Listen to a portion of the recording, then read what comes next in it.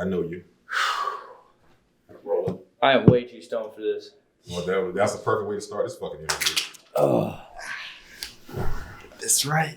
Is that your audience? Always, brother. Scruffy looking bunch. Live in studio with Dirt and Godfrey and D-Roy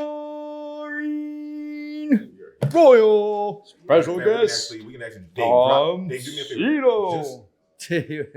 I bet that looks better. Hey, why isn't the air conditioner running again? Because the sound kind of You can't hear that fucking air conditioner in the sound. You can't hear that air air conditioner in this fucking sound. Don't worry, we'll be talking. With these mics, you can. This ain't amateur hour, baby. We'll be talking over the damn sound of the air conditioner. What was that movie they did? Your audience isn't stupid. They can handle a little air conditioner sound. In That's the, sarcastic. You want the AC? No. I don't. I'm telling you, man. I know this is gonna last. What are you doing? I'm trying to keep the guests happy. Would you like a hand job, Thomas? Yes, I'd love a hand job. What the fuck is going on? I'll get the AC. Oh, no, I'm not getting anything. All right, let's do it, guys. I'm telling you, it's gonna pick it up, but it's okay. I'm not editing. So Yeah, it's gonna pick it up. You got your headphones on, right? You can listen to it. Yeah, it's definitely. Yeah, just put it on low. Huh? Put it on low. No, we need it. Now, because at this point, I'm on board with you. Y'all better not change your mind. No, fuck it, let's go. So, I mean, It's let me hear. I'll be the it's a background noise. I'm not gonna lie to anybody. Hold on. And as long as it's steady, you can take it out and post. Oh no, you can go for room tone. You can go for room tone. I'm cool with that. Cool. Not bad. It's not bad. It's so far away that it's not there. And furthermore, I got it. You know, if I get he's gonna lose it. It's that echo I'm worried about. Tommy, everybody's got to talk really soft. It's glad you can put up that phone. Pick a side, Tommy. I'll de-reverb when I de-noise. All right, noise. All right, ready? So that's basically making a movie, folks. It's stupid. It's all stupid. You sit there and you talk about trade-offs of what you're willing to tolerate and how you can fix it with performance or just really dandy camera work or a sneaky mic placement, solving problems, and that's what I love about filmmaking. Great interview, guys. This was a lot of fun. Thank you all. All right, here we go. No problem. Thanks for coming. All right, here we go. And that was Thomas Siedle. Hold on, what the fuck are you doing, guy? We'll do cigarettes here. Dave, stop. We don't do cigarettes. I can. No cigarettes. I mean, anything other than cigarettes. No cigarettes. Oh, okay. I'm sorry. Okay, it's okay. You didn't know. No, this is fair. First one and only one. It's okay. Well, I mean, since the door's going to be open anyway, I might as well. Leave that just that. It's all right. Rick would kill me at this point. I already smoked 2 of them in here. When? you did That not. happen? I thought you had okayed it. I did not. Thank you. I'm going to put it on the board. All right, here we go. 3, 2. I thought you wanted No, We've already but I still want you started. walking. I still want you walking. That was a great walk in. No, I ain't Think worried. about between 2 firms. We've already started. Okay. We've already started 3. We've already started. This is already. I think this is off to a wonderful I got start. it. This is beautiful. 5, 4, 3, 2. Ladies and gentlemen, Old school HBO at the dog. listen. You can have a fresh cold, or you can be an award-winning director of the film Threshold. TTFT proudly presents Thomas Siedle, cast, crew, and you, friends of the show. How you doing, guy? Good, man. Good. Great to be here. Congratulations. Thank you. Excited to see you both. Yeah. Excited to see you, It's been a mister. long time since we worked on Kill. It's been a long time since we left you without a dope movie to step to. All right, let's just get straight into it. Just so everybody gets their dues before we get into it, Threshold's written by C.M. Bates, Justin Mann. The DP is Justin Mann, the one and only editor, C. Brant Mooney. First AD, Kat McLeod. Production manager, Kelsey Hall. Camera operator, Akash Bakshi. Akash Bakshi. Yeah, Akash he's a Bakshi. brilliant man. First assistant camera, Mike Wilk. Gaffer, Jason Blankenship. Grip, Dylan Hickok. Sound mixer, Gordon Richards. Set decorator, Pauline Condi. Who wrote this? Key makeup artist, Madison Grace. SFX coordinator, props, Cynthia Roy. The workhorse herself, SFX assistant, Gwen Whiteman. Music, yes, Rouse. Straight out of Ezekiel Raz. Ezekiel. So he's a really fun story. We'll get to that. We'll get to that. I have Okay. a question about that. All right, this stars Jaron Wallace, Ann Brooks, and the voices of Kelsey Hall, Pauline Condi, Jazz Abramowitz, and the director himself, who is here tonight with us. It was produced by Jaron Wallace, and I think that covers the credits. With co-executive producer credits from Justin Mann, of course, and myself. So, before we get started, Tommy, how the hell you been as a human being? I've been so bad, man. No, actually, been doing pretty well. I find myself working on things that I can control. Like I try to go to the gym every day. I try to exercise my mind. for an hour a day, exercise my body for an hour a day, kind of exercise my spirit for an hour a day. It's some advice that I've stolen from Will Smith. This is real? Yeah, and it's good for you. You don't get what you don't exercise, right? Yeah. We were just talking about this earlier. We're talking about, you can call yourself a concert pianist all day long. If you never sit behind the keys and actually touch the piano, you're not ever going to be. Or you can say you're a producer, but if you've never wanted to or mentally produced anything, you can't become something until you failed at producing, been okay at it, been awesome, and then become great. Right. It puts it the work ethic and the time. I think I finally become okay at something, and I'm okay with that. Well, I need to take back what I said to Angela then, because when I told her about Threshold winning the award, like the big award at Filmapalooza, spoiler alert, she said, "Oh, that's so great for Tom." I'm like, "Oh, don't get it twisted. He's still a train wreck." But I guess apparently you're not. But here's the thing: is it not the journey that gets us? It's not where you start, where you finish. And I told you when you first got here tonight, I hope you don't mind me saying, I said, "Dude, this is the best shape I've ever seen you in," and that's after doing a film with you. And you were in shape back then, but what we were talking to, and I was like, he's in a good space right now. My stamina was much higher back then. As an actor, I think it has to be. So for people that have never met you, just a brief introduction to who Tom Siedle is and why you made the ridiculous choice to be a filmmaker. How far back do you want me to go? Can we start? Let's start at 11. Conception. 11. I want to go Conception. Yeah. Really? Yeah. Was it in the back seat of a drive-in? Well, okay. So my brother and I, so there's this, back in the 80s, people had those big stereo systems, right? And Dad loved music, and he was proud of his, and he had this tape deck, record player, 2 big speakers. And my brother and I think we were about 11 or so, we would act out the entire Willie Nelson album, from Spanish Angels on to we just acted them out. Mm-hmm. And it was a lot of fun, and I'm sure Dad hated every minute of it, but he acted like he liked it. And I think that was like the first time that I ever acted. Can I ask you something in regards to that? Because that's something I think me and you talked about in private, and maybe I've spoken to some other people about it. To me, radio was the height of what our imagination was, because all these people can hear something but think something different. You say you were listening to these records, and it's not like there was an instruction that said, "Hey, do this to Willie Nelson." You felt it, and you did something to it. Yeah, and we didn't understand what we were acting out too. So like a lot of the songs, I do remember thinking that one of the songs was about war, but it so obviously wasn't. Good for him. Not wrong guy, but Anyway, that's so far back I can't really remember. That wouldn't be a good show. That'd just be me sitting here crying about how I identify with that. That's where my spark for the theatrics began, was with my siblings just making our own plays, and spending a whole day memorizing marks and lines and acting things out around our house to perform for our parents when they got home. Yeah, marks even at that early of an age. Yeah. Like we knew this scene is in the den, this scene's in the kitchen. We're gonna take it from here. It's like a whole soap opera. How old were you when you first said everybody back to one? Oh, that pretentiousness didn't come until I started calling myself a director. All right, so back to Tommy here. Tommy, let me ask you a question. Hold on, I want to talk to your audience real quick, and don't let that discourage you either, because before I got into the film industry and the creative arts, I didn't think I had that story of a spark either until just this very moment where I just remembered that. I had forgotten that side of me actually existed until just now. Yeah. So it's like So we just got an exclusive. If you don't have a story like that, if you think you didn't really were interested in arts until you got into, believe me, there's something there. There's a reason you're watching this podcast. Tom, that's a perfect segue. The reason you're one of the 323 people watching this podcast. That is we a appreciate perfect each segue. one of you. That's gracious. And, and I appreciate you saying that, because again, we take a pride to, and all jokes aside, we want people to feel comfortable when they come. We don't do any type of what they call those Rambo interviews, or we don't just blindside people. But I want to ask you something. How did you get from being that kid performing with his brother to doing the Willie Nelson songs to becoming a full-time actor and now a director? How do we get there? How does that happen? Oh, shit, man. What do you want me to talk about? Be honest. They want to know.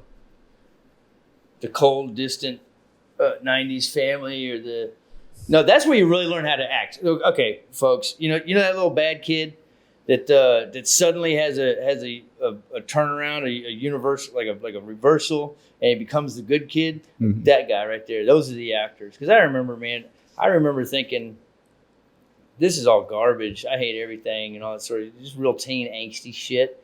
But it honestly wasn't getting me to where I needed to go. So I was like, oh, okay, I'll just put on this mask for a while. I did. When I was at school, I I freaking was a good student and all that. When I got home, it was just all that inward hate and depression and bad feelings come rushing in. And then I didn't really know how to deal with that. So, like any responsible young man going out into the world, I bottled them up in a little bottle, put that in my backpack, and carried it off to the Navy to do some real damage. And you don't know acting until your life's on the line. There's nothing like just screaming inside, run, but calmly, doing your job so that you don't hurt anyone. You know what I mean? And, acting for yourself. Yeah, acting. It's like I know it's kind of a dumb example, but it is. It's like acting. That's perfect because everything is on the line, and if you don't act composed, then you're gonna lose your shit. Like you're putting on the best performance to convince yourself that everything isn't as fucked as it seems. Yeah, and that's something that this guy on a summary told me once too. He says, "Hey," I said, what are you talking about? How are you not losing your? I'm not like that. I can't just be calm inside. He looked at me dead in the eyes and says, "I'm not calm inside." And it clicked. It clicked. It's like fake it till you make it. It's like, yeah. And but sometimes a mask slips. Spoken like a true sociopath, but sometimes a mask slips. And Dave, I hope you don't mind. He's talking about that mask, and I know me and you talked about that. And one movie, I know we've all seen Batman before, and I believe the guy that plays Bruce Wayne's protege is the guy that's going to play Robin. He said, "You know how I knew you were Batman? Because I taught myself that same face to put on every day to not let people know who I was. So that's how I know you're Batman, because I know what that looks like." So let me ask you this. You say, okay, you take it to the Navy, you come out of that, you have that mask on. When do you decide it's okay to play with others? And what I mean by that is other actors, other writers, producers. When do you how's that happen? So when I was in college for business after the Navy, I was trying to figure out what I was going to do with my life.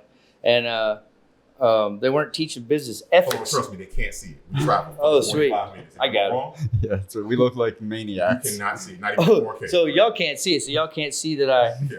Ooh, I just caught that. Man, I'm quick, huh? Yeah. I'll let it go. I'm Buddhist. Wait. It's good. No, I'm Catholic, actually. I confess. What was the question? We're stoned. How do you get to playing with others? Yeah, so I was in school for business, and teacher they weren't teaching business ethics that semester, so I had to take something out of the communications department, and the only thing that was really open at the time was acting one and theater. And this new guy had just come in. His name was Dr. Ron Reiki, and tall man, really smart, really brilliant. And I don't know, we interacted in first class or something. He stopped me after the first class and he says, "I recognize something in you." I go, yeah. He's like, "You were in the Navy, right?" I go, yeah. He said, and he said my rate. I said, "Oh, that's where I was." And he said, "I had the same job during the Gulf War." And we kind of talked about it a little bit. And he said, "Man, I'm telling you, acting will save your life. The film industry will save your life. You got to get in touch with emotions that you haven't played with before. You have to do it in a way that's not consequential." I mean, they don't hide it. I've never been in the military. My father was, my uncle was, but I do know one of the things when they say valor, integrity, there's another one, character. So they're not lying. You gotta have character. You gotta have character. Boy, it's something I've been working on a lot lately, because I'm a liar. I'm a storyteller. So was he right? Thank you.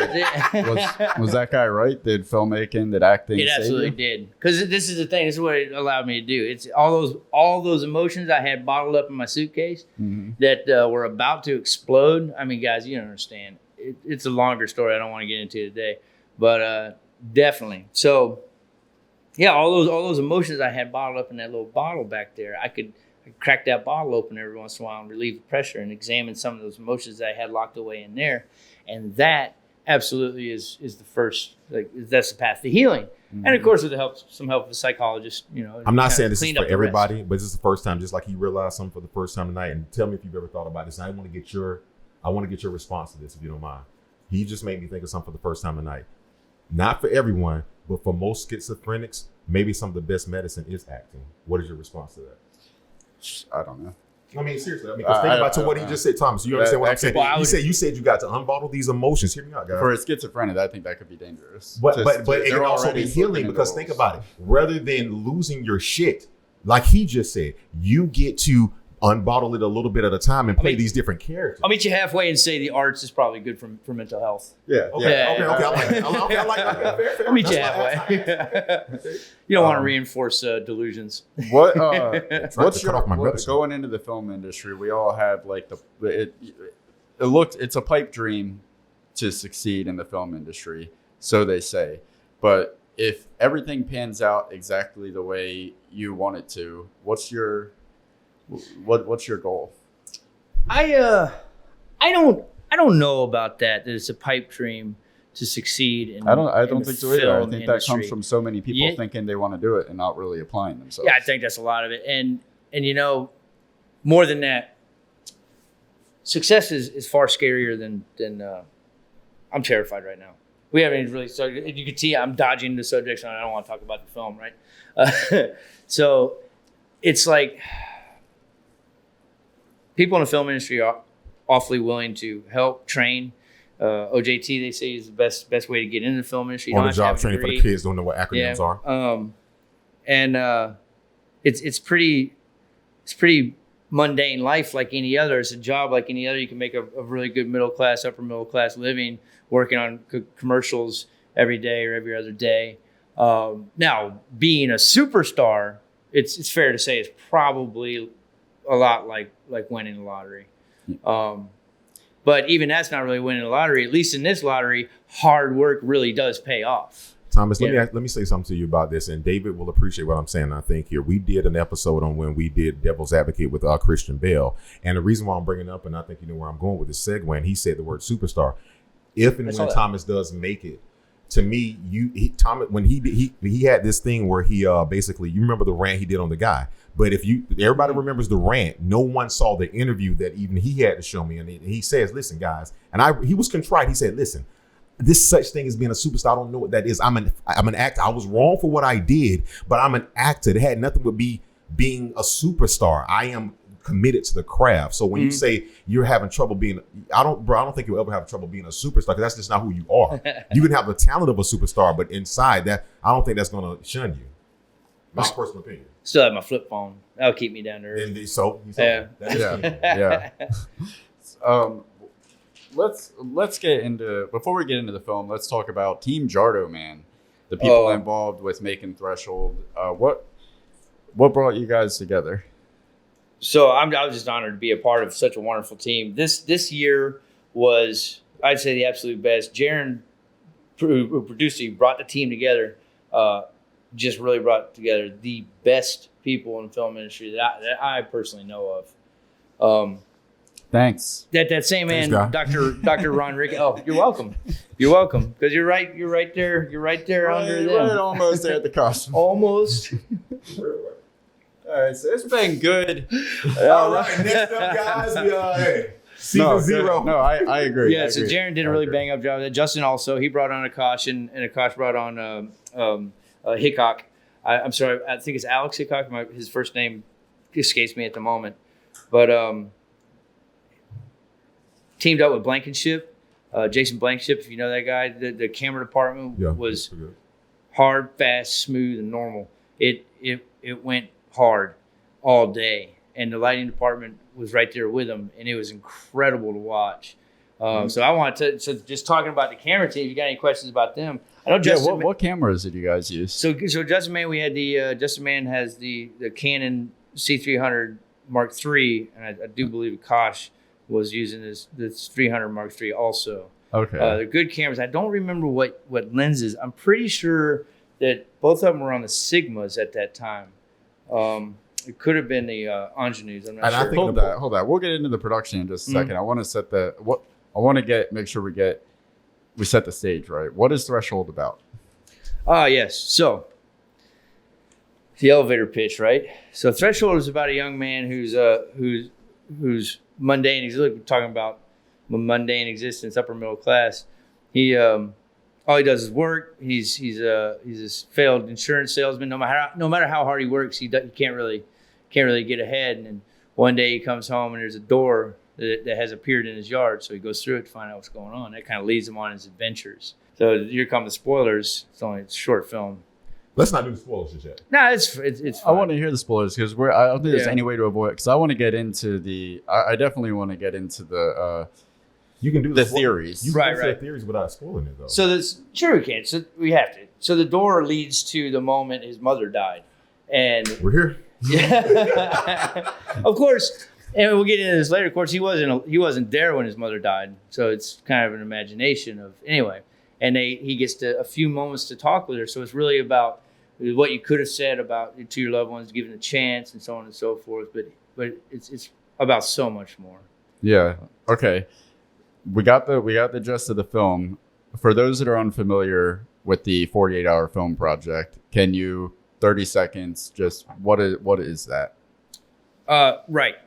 So on a Friday evening throughout the year, 115 different cities, broken up by time, of course, so they don't all do it at once, show up at a central spot where each team is given their genre that they have to conform their movie to, a character name, a line you must use in the film, and then a prop of some sort that you have to use.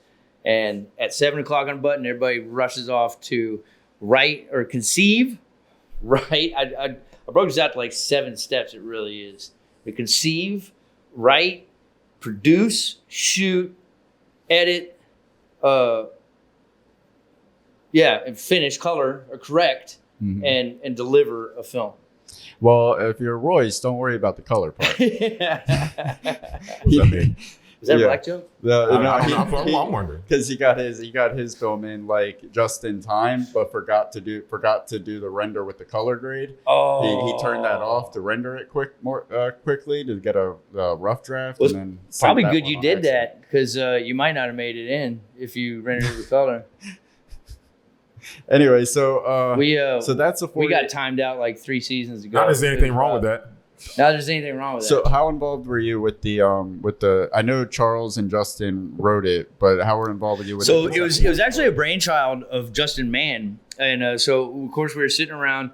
It's funny, every year we go into all right, limited writing room, just 2 people like Justin and Charles, or Justin, Charles, and Jaron, and of course like everybody just shows up. I'm there, Cynthia's there, so we're tossing around these ideas. We're not really getting anywhere. We were talking about this one where a dragon lays an egg and it eats a guy or something like that. And then Justin's like, yo, Chaz, remember that idea I had way back about a door that just appears in this guy's yard? And Chaz's like, oh, yeah. And it's like, and then they're going back, well, what does he go back to? And I said, his mother's death. And then they're like, all right, we got it. And they went off to their separate rooms. Both of them clacked away for a little while and came back, and bam, the script was there. What is it like to transfer from in front of the camera to being responsible for all these things now behind the camera, but still knowing that you're an actor? How difficult is that? I wouldn't know. Honestly, I wouldn't know because You just did it. Because of that amazing team. I swear to God, because of the team, I didn't have to focus on much other than approving what I trusted. Hey, do you want it? Someone said yes. Yes. I hope you don't mind me bringing this personal conversation. And I'm going to respectfully disagree because I told you this on the phone when we set this up, that your meticulousness signature is all over that thing. So you could trust the team to do it. But like that shot on the refrigerator, I saw somebody scrubbing the refrigerator. That I guarantee, without being there, that was you. We got to get that smoke. I do want to bring Yeah. it. I hope Thomas doesn't mind me bringing this up. Before the cameras were rolling, while you were gone, picking up all the materials we needed, we had a chance to talk, and what he told me was, and again, I hope I'm not stepping over the boundaries. He said, "Listen," I said, "Man, what was it like to direct?" He was like, "Honestly, this is Justin's brainchild. He allowed me to direct because he needed to be concentrated on being a cinematographer." And see, that's what I think. We do a segment called Film School. That's what everyone needs to understand. Just because you wrote it and it's your baby, you don't get to dress it and decide what school to go to. It takes a family to raise a child. Yep.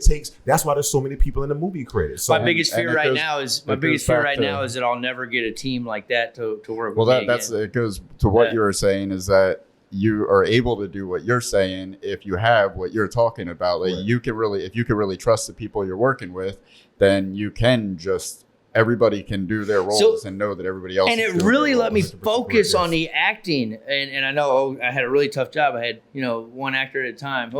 But seriously, it taught me a lot, because what I was seeing were things that I didn't realize directors were seeing when I was acting. And now I'm actually seeing it firsthand, and now a lot of tumblers are clicking into place. Why we do certain things and look certain ways, and the flip side of that is, though, do you think this is a rhetorical question? Being an actor, I'm sure, informed how you communicated with the actors as a director. Well, with Jaron, it was a breeze, and Brooks and Hayes Mirderix, it was the same. I did have a lot of trouble with Brooks Ann. I couldn't look at her. I couldn't look at you, Brooks. I kept crying. I couldn't. When I looked at her, I was seeing a movie running in the background. I saw how beautiful it was going to be, and it just kept it's like that welling Jason up. Bateman film. He's scoring that girl. He I can't, couldn't. She doesn't want to be looked at before she comes. So I was sitting there trying to. Your doting mother, and you really love your son, but you really. Well, I'm sorry. On a serious note, but on a serious note, let me ask this, because I know Dave's brought this up to me, and I've seen it happen with other directors. Some directors are so passionate about what they want from their actors that what would you say you lean towards the side of a director who will do anything to get what they need to invoke from the actor, or else on the side of, hey, listen, I'll try my best, but I'm not going to push it because yeah, as I get older, I'm a lot more. I think I've always been kind of non-confrontational. I don't like confrontation. I like to stir the pot, and I like to get rageful. Yeah. When I'm alone, or when I'm with someone I know it can't hurt me. I'm not saying that I'm not a jackass like every other jackass on the planet. I am, but I'm non-confrontational like that, and maybe that'll change when, if a few $1 million is ever on the line. But as it goes right now, I'm not going to sacrifice someone's health for a shot, or to win a 48, or, you know what I mean? Yeah. But yeah, like push them. I'll use little mind tricks and things like that. Try it again, but if I'm hitting a brick wall, coming off again. But you know what? Actually, I learned. The tighter you grip water, the more it runs out of your hand, right? And doing art is like gripping water. And when we were coming up on our 12th hour on set, and we were running this scene over and over and over again, and I just wasn't getting the feeling out of it, and we were all getting tired, and it was rough. And I think by the fourth time, I actually snapped at the AC. Mike Wilkie, which is a dope human being if you ever meet him. He is great, and he's a great AC. He doesn't get a lot of experience on film sets. Before that, I think now he gets plenty.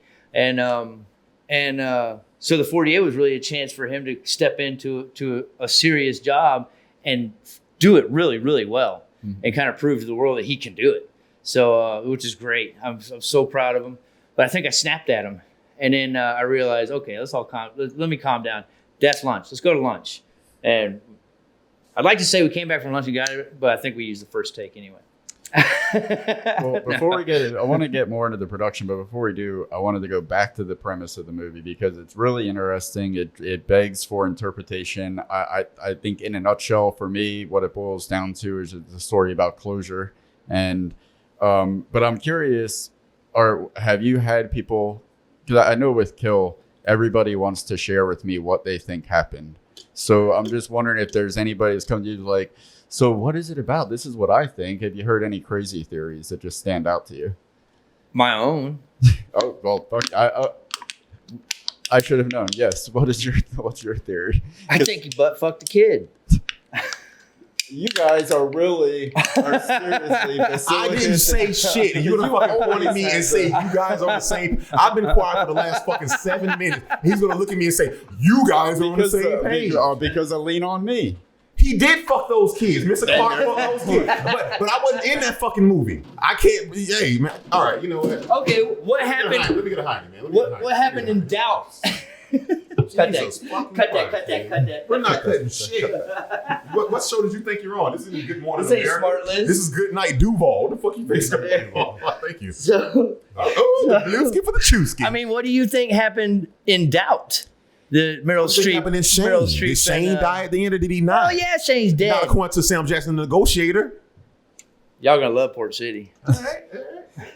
I did like it's like he needed something from his mom that he that for some reason he just didn't get before she died. He didn't give. Was kind of my secret. So it's so funny. We disagree on this completely, but Who disagrees? The team. Okay. The team and I, which is hilarious. And I love it, and that's why I love this team, because they're so open, they're honest. There's no friction that kind of way. There's plenty of friction. In other words, the freedom of ideas, creative and stuff. friction. Exactly, and I love that, because it's how you start a fire. But I said, yeah, that the door represented suicide. That that does match the emotion of Jaren throughout the story. It looks like he's breaking down more, not really. We've said his name a lot of times. Jaren Wallace, the lead actor. I just want to make sure if you guys. I opened it up. They don't.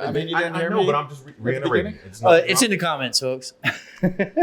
Yeah, but I think I think like it that when I watch from beginning to end, it doesn't look like a man that's healing.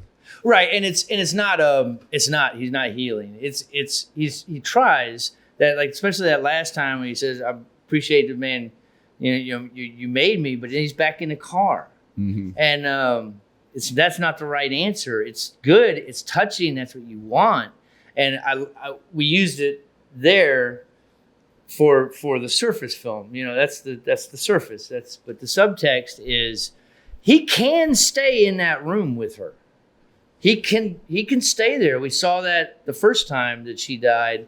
He sat against the cabinets and this is what no one's talking about. He can stay there with her, but instead he chooses to burn a door. So he's not only burning a door as like going on with his life and choosing to continue living.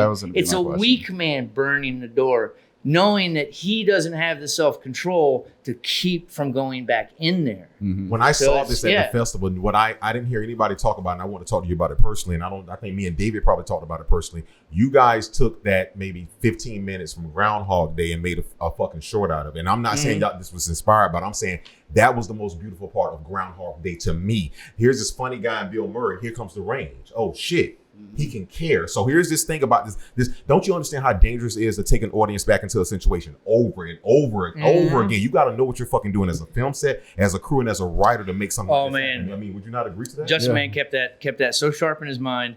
We had a couple conversations about it, and I kind of had a sort of a vision in my mind, but he seemed like he had it locked, and I just had to make sure I broke the script down into A through J. I just had to make sure that we were filming each one of those. And then Justin would remind me, multiple times. We got to get each one multiple times. And yeah, he was right. That was one of those linchpin moments where if that guy wasn't there on set at that moment, it would have been catastrophically destroyed. It would have been screwed up. I have a question about the lineup, how you schedule the production and the shots. I'll get to that in a second. But the first question I have getting into the production side of things is when I was watching the BTS that you sent me, 17 minutes, you guys going through from the production from start to finish, and it just looks like it. I mean, it looks like a great production. All the equipment is there. It looks beautiful. It looks legit. But I see you guys working and like it could be any set in Jacksonville. And the one thing that I kept thinking about was while you were making it, did you know that you were making an award-winning film? Did you have any feeling like this is going to be good? I did. Once that door was set. Mea culpa moment. Every fucking filmmaker feels that way, so I'm glad you said it. Yeah, I did. Yeah, when Justin brought the shot up on the door, the first shot, I think I'd kind of stepped back and fucking said to myself, yeah, this is it. This is gonna win. That's why. Listen, I'm not saying fuck. But no, Oscars, I want to go back to something else. You said, I'm sorry, not I'm saying not fuck the Oscars. No, you're fine to say, but just your point. Those are the people who admiration I want. I want the admiration of directors and writers and the people I work with. Fuck everybody else. These are the people, my cohorts. They're there with me every day. Well, I remember what I was going to say. So, moving into a 48, it's going to be a clusterfuck. So you don't plan shots. You don't any of that, right? We all show up at 8 o'clock in the morning. We have a script, hopefully. And so the first thing I did was make my director's notes on my script while everyone else set up. When the DP made his notes on his script, and sound was setting up, kind of getting his gear ready, and everyone, the grips were we're getting the truck ready to go, and that's when Justin knew his first shot. He says, "Okay, the sun's over there. Let's get everything off this car, the whole car, and shoot it out. And then by that time, the sun will be overhead, and we'll move inside." Mm-hmm. And I was like, "Yep, that sounds good to me. That's great." And so then we're on our heels, and we're chasing. We're falling back, chasing our back, right? Filming in a place you live in, you know the sun, you know what lights do, what, when, and what, and how. So that was to our advantage. Yeah. Yeah. And well, that when I was watching it, like, this is a perfect example because it's something that's very obvious to us is a movie is not shot chronologically. And this movie is a perfect example of why that would be an absolute ridiculous thing to do, because the script is set up. I'd have walked off set.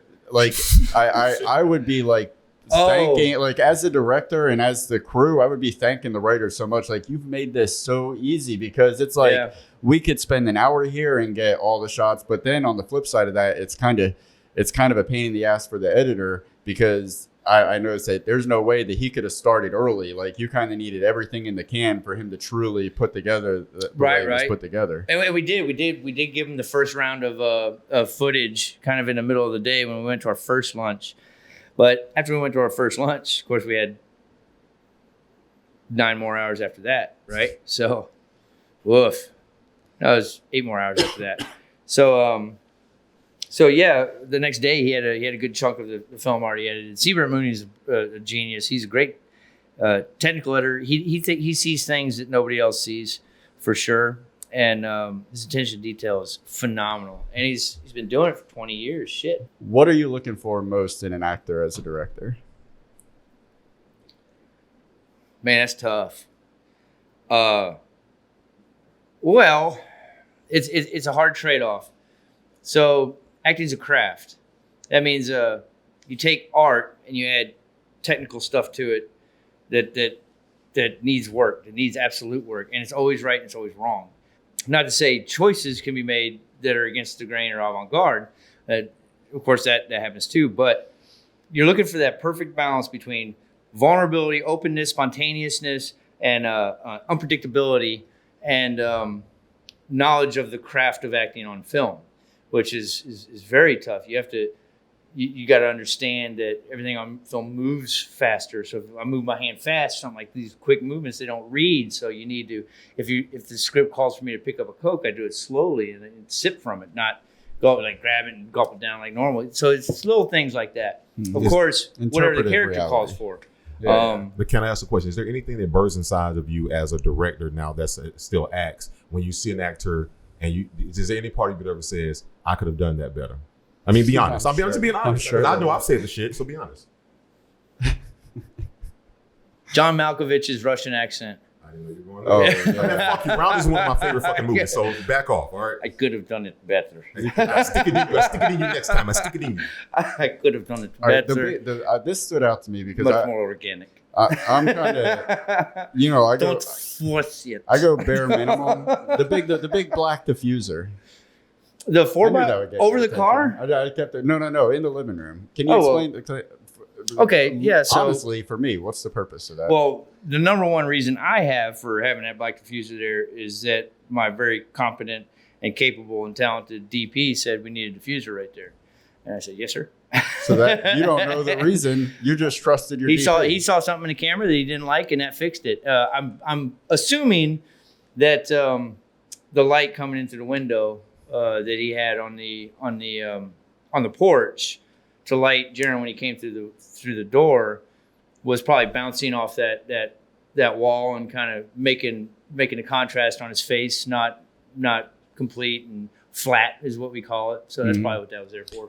Negative fill. And you kind of talked about the benefit of shooting in your own home, and I thought about this with that all too well with that fridge shot.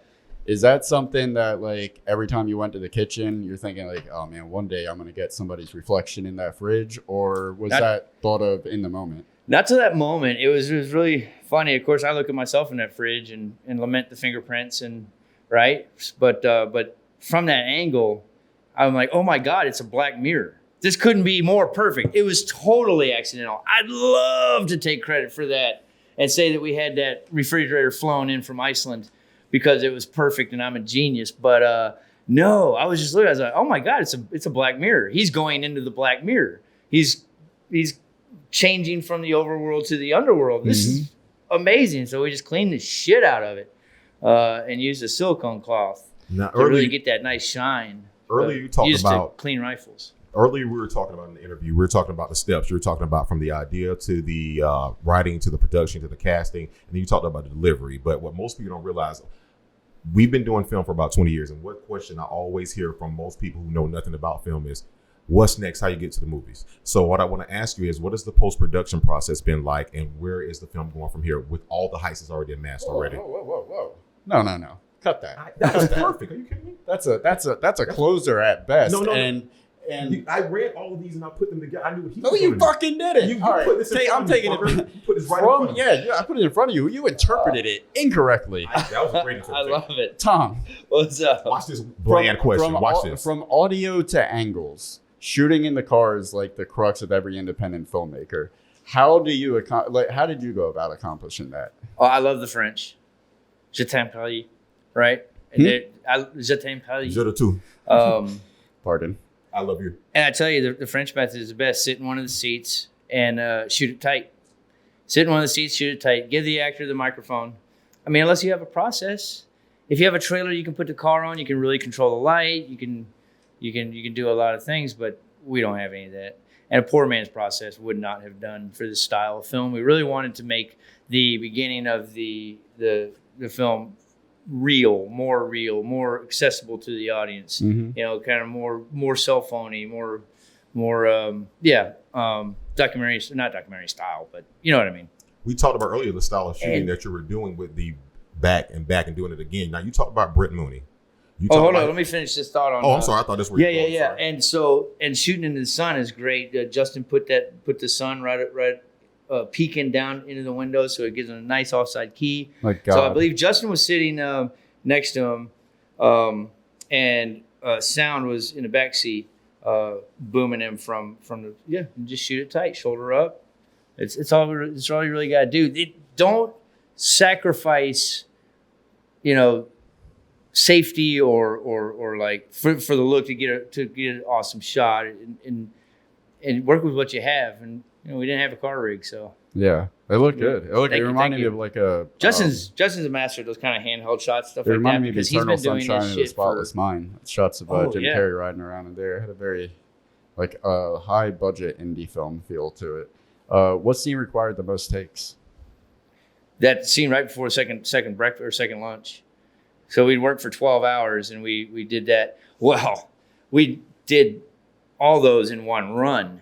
Him coming in the first time, second time, third time, fourth time, fifth time. We did all those in one run. And then the final time, of course, was when he needed all of his energy reserves and should have done that first.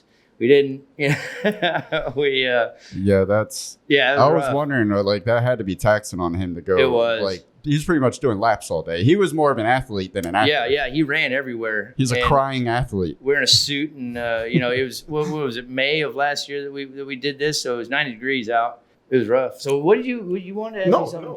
No, I wanted to hear that story because it is segueing into what we were talking about. Because when you're talking about all this running, all these shots that are being changed, Brett Mooney, you brought him up earlier, and what I wanted to ask was this, because me and him, we may be best friends, but everybody will tell you this: best friends and business don't mix. Somehow the world's so fucked up that we actually can make it work. But what I will tell you this: he's an editor, and me and him both edit. I can't even hold a torch to this fucker. On my best day, I can't. But that's whatever. He's one of the best in the world. With that being said, our relationship works good because we both agree on one thing. When I'm editing or he's editing, leave me the fuck alone. So let me ask you this. Were you, as a director, in there with Brett, or did you guys leave him to his own to allow him to do his thing? Brett's the only guy I yelled at. Okay. Brent. I never yelled at you. Brent is his name. See, Brent Mooney, man, he's a really good editor, and I begged him to do this. I know he really wants to get back into narrative stuff. He does a lot of kind of technical things, technical editing, and really wants to get into more into narratives and things like that. And he's perfect for it because his technical expertise. So is you were great. with him again? Well, here's the whole story. So I asked him. I said, "So how do you want the footage? What do you expect?" So on and so forth. He says, "I don't care as long as it's slated and you got good notes." And I was like, oh, okay, great, please, make it easy. perfect. So I made sure that there's a slate on the first frame of every shot on that set. And I mean, it wasn't a slate; it was just a piece of paper with the scene number and something else written on it. It was stupid as hell. I don't know why I did it. And Kat McLeod, my assistant director, took the most perfect director's notes you've ever seen in your life. I mean, they were just because I was trying to do it all, and she said, "Let me do that for you." And the set kind of ran itself. Justin and I would call camera and make sure everything was running all the time, so she could focus on that. And when I went into the editing booth with him at 8 o'clock the next morning, he had like 30 seconds or so of the film done. He's like, yeah, I'm just running this problem. Like right after this, I don't know where to go. And I said, well, what do the notes say? And he said, oh, I didn't open them. And I lost my shit. And I would have too. Well, open the notes. Yeah. Which was leading me to my point. I just figured this out. Editors, everybody on that little list, I hate to say this for the first time, I just realized this, can give a fuck about the movie more than anybody else. They just want the slate, the numbers, and just to cut the shit. But I tell you what, he edited a brilliant film. He took it and made it wonderful. And there at the end, I wanted to take a chance. I didn't think the telephone sounded telephony enough. I said, can you make that sound a little bit more telephony? And there was an hour left. And he's like, no. Are you fucking crazy? I could, but I'm not going to. We got an hour. I said, there's plenty of time. He's like, no. Was that in the notes? No. It was great. You had man. a story about Ezekiel, and I saw he was from, you got like Israel, I believe. I think he lives in Haifa. Okay, so. I'm not sure, though. So I want to hear that story, but I also was curious, did you have the music picked out beforehand, or was that in No, post? that was also Brent Mooney. This is how good he is. He found this music on Artist.io, and it was a little too upbeat for us. So he took Ezekiel Raz's beautiful creations from Artist.io and slowed them down just a touch and corrected the distortion from slowing it down, and added the music himself. So technically, he kind of like redneck composed it using Ezekiel Raz's awesome music. So I actually contacted Ezekiel and showed him the film when we won Best Picture here in Jacksonville, and he loved it. He said it was fantastic. So the 3 songs we used, one was Here, There. Now I can't remember. I just looked at them. It's all right. Let me ask you a brutally honest question. What was the most challenging part of the production? Brutally honest. Keeping my shit together, man. So before we went into production, we kind of had the script down. Before we went to the 48 started, Jaron and I kind of got in this little tiff about something stupid. I don't remember what it was. I wanted someone in a position that he didn't approve, or we were bickering about what you call it or something. I don't know.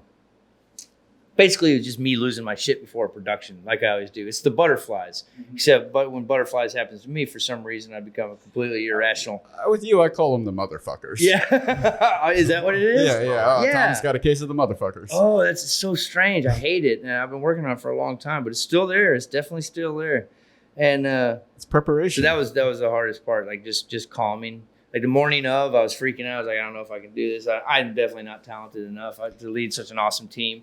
But when everybody started showing up, it just calmed right down and just went to work. I have a feeling I know the Justin answer really to this already, but is there a particular scene or shot that you're most proud of looking back at it? That door was it's just beautiful. It just came together. Everyone just had their hands on that thing. And Gordo Richards, our sound guy, stayed up to 1 o'clock in the morning building that door. So he had a door in it. And I saw hands on Cynthia installing it. It was in pieces, and so he put it back together and loaded it in the back of the truck, and he parked his truck in his barn because it might have rained that night. It looked really good. And when it got to the house, it was all hands on deck painting that door while the rest of the grip team and camera team set up. Was that drywall, like a piece of drywall around the framing it? I think it was paneling. Whatever it was, that was like what really set it off. Like right. It wasn't just a door frame out there. It was a little piece of the wall. It was like a piece of it, yeah. From start to finish with the production, is there anything you would have did differently? You know what? I'm going to answer that for you. You should have ended it with the credits. You should have got the rights to burning down the house and had that. I know Thanks, Dave. I know there's something when you look at it though. You're like, if I did this again tomorrow, I would, because I just know the way your brain works. Well, you can hear me talking all through the son of a bitch. I heard your dog bark once. Yeah. So maybe that. Yeah. I would learn whatever it is that allows a director to talk and I don't know makes it easy for sound to take it out. I don't know if you got a text yet. Because I can't keep my mouth shut, man. I told my brother was gonna come and watch this, and I don't know if he texted you yet, but I gave him the link to watch it, and he was going into it specifically looking for something that he could give you shit about, because he knows that it would be so easy to like fuck with you about any. I mean, I wish it would have sounded a little bit better. That lighting was just your brother. Yeah, so he went awesome. into it. Look, he called me this afternoon. And he was like, "Dude, I just watched Threshold. I got nothing. I can't." He's like, "It is so good. It is just so good. He killed it." Thank you. The team killed it, and I mean everyone. Cynthia Roy, especially. She's Jack and Jill of all trades. She's a fucking that's amazing. a perfect segue to the awards. And no, let me do this. I got his kiddo. So all right. Oh, kiddo, like Kill Bill. So what I did, like kiddo. All right. So first, let's start in Duval. You won the Jacksonville 48-hour film festival project, which is no tall feat considering me and him had a project in there. We didn't direct it. Oh well, that's what happens. We don't direct the project we're in. So, and if you remember, y'all were there asking us questions on the red carpet, and we commandeered your camera. You didn't have to say that's that. Right. I just realized. I realized that shit this morning. We competed against you with this thing. No, we didn't compete. No, that was I just said it wasn't us. We were directing whenever we direct each other. We're fine. Drunk Justin, and drunk Tom they commandeered your camera. Here's a clip.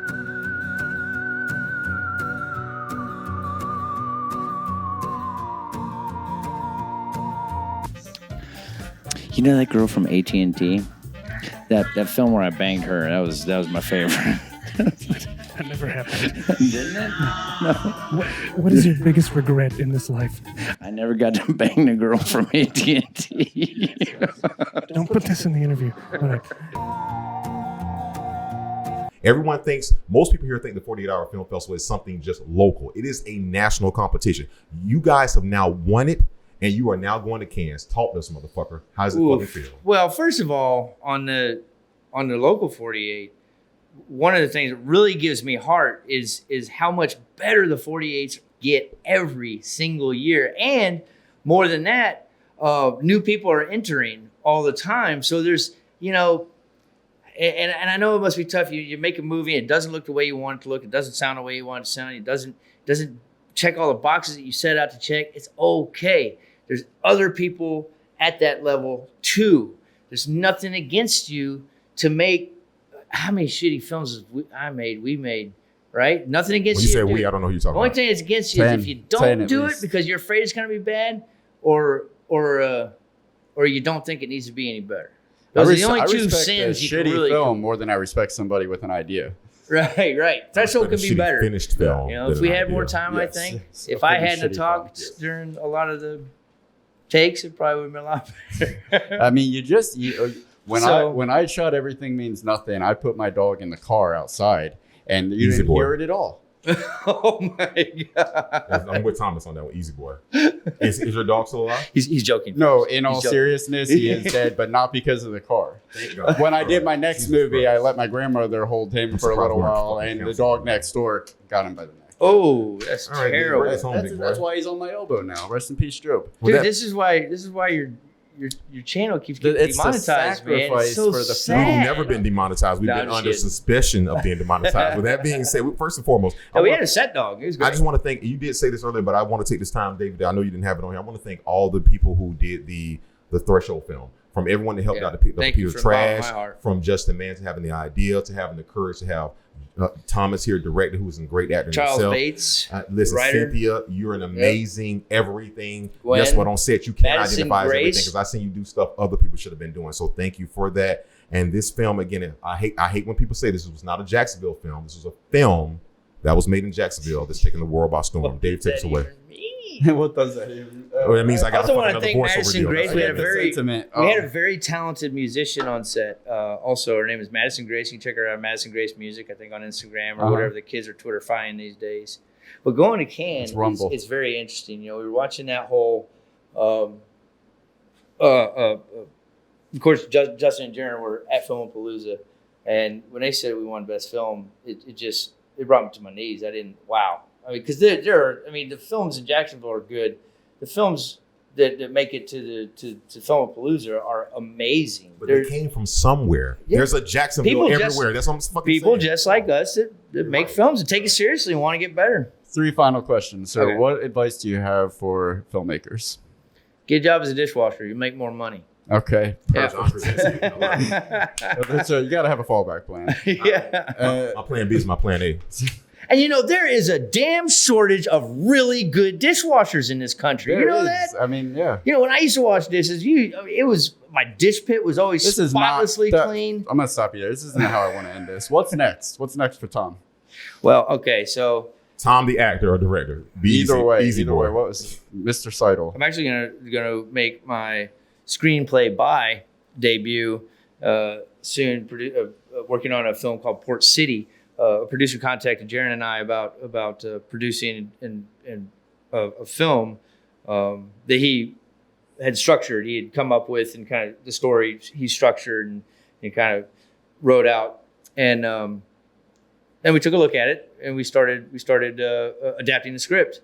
And it's 118 pages. It's about a fighter who after losing his dad in a structure fire, it's a fighter who after losing his father in a structure fire, gets pulled into this underworld of illegal fights. Has some sweet MMA fighting by some really talented local choreographers in Savannah and fighters and whatnot. And it's a touching story about a man slowly dawning on the realization of why his life is the way it is and what he finally has to do to make it right. Even though he won't get what he wants. Nice. Yep. And you're going to direct it? No, I'll be DP on it. This is what we like to do. We like to just switch around the roles. Fresh off the award as an award-winning director, he takes on another challenge and goes on as DP. Ladies and gentlemen, That's never Tom. believe in your dreams. Well, we're still talking. We don't know. I mean, if it was my baby, Justin would DP and I would direct. But Jaron is directing this one. And I got the utmost confidence in Jaron's ability to make something phenomenal. Like I said, we like to mix up the roles. You know, it keeps all of us honest. Keep it. Yeah. Find what we're good at, find what we're not. You know what I know? He wants Jaron to direct this so he can say, see, bitch, it's not as easy as you thought it was. I know No, what you're doing. Jaron's a very accomplished director. Okay. All right. Right there into the camera, Tom. What parting words do you have for the world? Doesn't have to be film related. Could be. I know you got words of wisdom, something from that poetry book on your bedside table. What do you got? And I know I forgot who I'm talking Don't to here. leave the witness. Please keep it under 45 seconds. Are you kidding me? I got like 4 poems. In I my know head. your just fucking wanted- Let's monologue get was one of about to them. come Yeah, out. read the guides of the copybook headings, number 1. Oh, I don't know. It isn't the fact that you're dead that counts. It's how did you fight and why. I'm catching up. Hold on. A coward dies 1,000 deaths. A hero only dies once. You got something to end us off, Dave? Don't mess with the kids. And with that being said, ladies and gentlemen, that has been That's the Fucking Trailer with That's the Fucking Thomas Siedle. Hey, guy, there's only one guy that can make me look better than me, and you did that, and I'm going to kill someone this Friday. baby. By him, guys, this has been it. Love Hey, you. see you soon, Really. kids. Love you. Bye. Shit, don't stop butt fucking kids. All right, y'all. Robert Partridge.